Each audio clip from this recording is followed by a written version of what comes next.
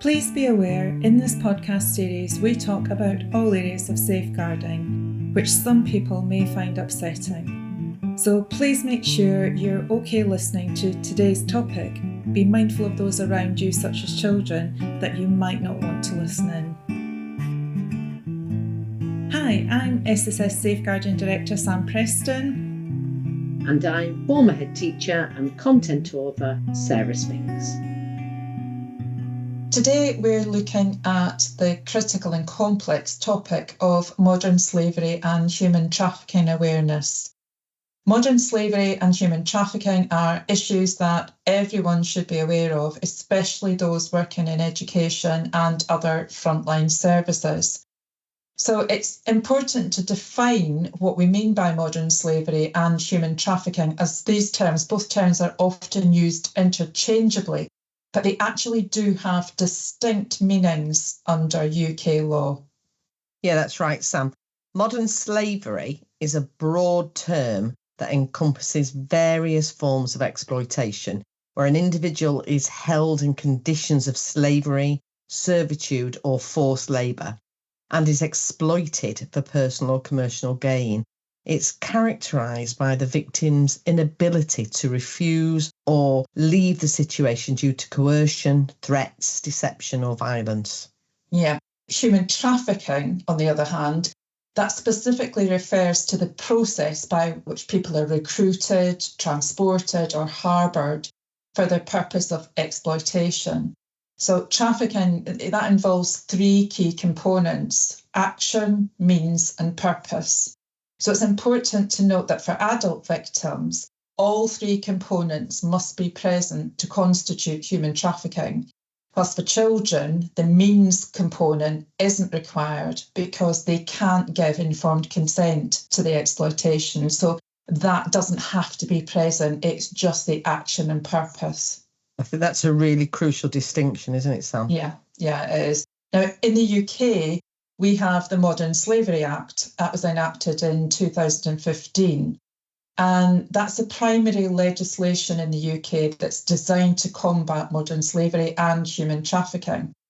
So it sets out the offences related to these crimes and the penalties for those found guilty. And it establishes slavery and trafficking prevention orders, as well as risk orders, to manage individuals who pose a risk of committing the offences.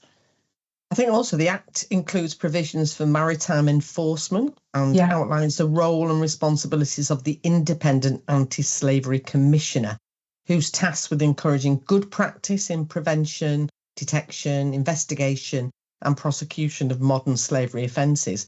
I think also, the Act places statutory duties on the Secretary of State to provide guidance to public authorities on identifying and supporting victims. Yeah. And this guidance is statutory for England and Wales and non-statutory for Scotland and Northern Ireland, where the devolved governments handle policy and legislative responses to modern slavery. Yeah, it's a comprehensive piece of legislation, but I'm thinking that's fine. But as with all legislation, how do we align our safeguarding practice with the Act, particularly in educational settings? Yeah, well, the Act is closely aligned with safeguarding practices, particularly through statutory guidance that's integrated with the Department for Education's guidelines, such as working together to safeguard children. And just for those listening not familiar with it, that's the key safeguarding document that guides multi-agency safeguarding practice. Yeah, and this guidance helps professionals identify potential victims of modern slavery or human trafficking, and outlines the steps for providing assistance and support. In education settings, staff are not first responders. Oh, just a minute, Sarah. I think we should just clarify what we mean by first responders here, because I think everybody in safeguarding, you do respond to something, but this is a very specific role that's defined in the Act. So it's identified in the Act, and for schools and any other educational setting, the first responder would be the local authority. Oh, yeah, that's right, Sam. Schools do, however, play a crucial role in recognising signs of abuse and exploitation Yes. They are expected to report concerns to the designated safeguarding lead, who can then engage with the local authorities and other agencies to ensure the safety and well-being of the child or individual involved. And I've actually had experience of this as a head teacher. Right. Now, I know from authoring and presenting our course, the SSS Learning course on this topic, that there are key indicators that someone might be a victim of modern slavery or of human trafficking. So I think it would be useful just to give a brief overview for those listening. Yeah, well, there are several signs that could indicate a person is a victim of modern slavery or human trafficking. And these include physical indicators. So victims may have injuries or impairments that are typical of control measures, such as signs of violence, malnutrition, or untreated chronic conditions. And then there are behavioural indicators. So they might exhibit fear, anxiety, or distrust of authorities. And they could also appear to be under the control of others, be unable to leave their work or home environment, or have limited access to their own identity documents, for example. And then there are also social indicators. So victims often live in poor or substandard conditions, have little or no social interaction, and are unfamiliar with the local language or culture.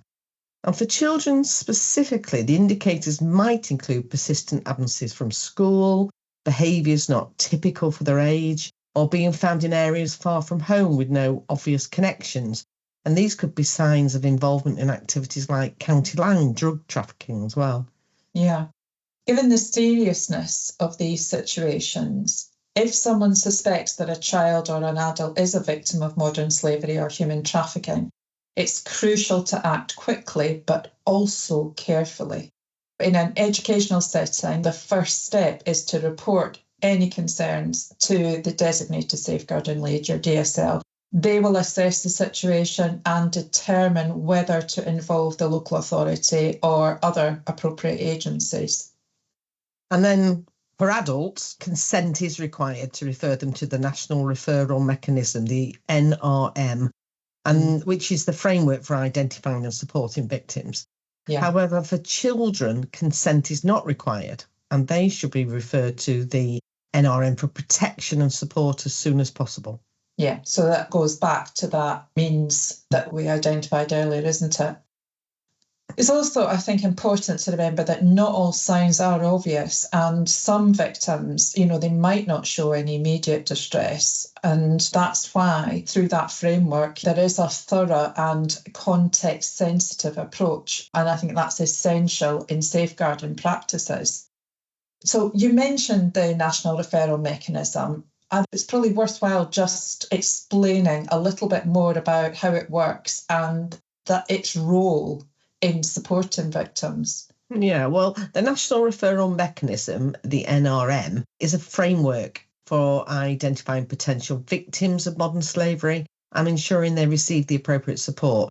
Once a referral is made, typically by the first responder, such as the local authority or police, the case is assessed to determine if there are any reasonable grounds to believe the person is a victim of modern slavery or human trafficking. If the referral is accepted, the victim can receive support, which might include access to safe accommodation, medical care, counselling and legal advice. For children, the NRM also facilitates safeguarding and ensures they are placed in a safe environment. Yeah, it's a system that works well, and it's reassuring to know that that system exists to support victims. So finally, what do you think are the most important takeaways regarding modern slavery and human trafficking awareness? Well, I think the most important takeaway is that modern slavery and human trafficking are closer to home than many people realise. It's happening here in the UK, affecting men, women and children across all communities. Yeah, I think awareness is the first step in trying to tackle the issue. And education and frontline workers, they do have to be trained, they do have to be vigilant and be really well informed about the signs and indicators of this type of exploitation. So if you found this episode helpful, and we've only really just sort of scratched the surface of this topic, there's a lot more information available If you found this useful, please share it with colleagues and friends. If you would like to sort of delve into the topic further, the course that we mentioned earlier, that takes an in-depth look into the topic and has a lot more information in there, and you can access that directly from the SSS Learning website.